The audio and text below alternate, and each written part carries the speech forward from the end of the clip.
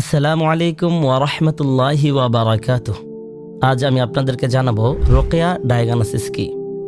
Rokeya diagnosis মানে হলো কোরআন ও সুন্নাহর আলোকে কোনো ব্যক্তির উপর জিন, জাদু, বদনজর, ব্ল্যাক ম্যাজিকের কোনো প্রভাব আছে কিনা তা যাচাই করার একটি শরঈ প্রক্রিয়া। এটি কোনো আন্দাজ নয়, বরং কোরআন ও সহিহ দোয়ার মাধ্যমে মন ও শরীর কিভাবে প্রতিক্রিয়া দেখায় তা পর্যবেক্ষণ করেই সিদ্ধান্ত নেওয়া হয়। কারা রোকেয়া ডায়াগনোসিস করাবেন?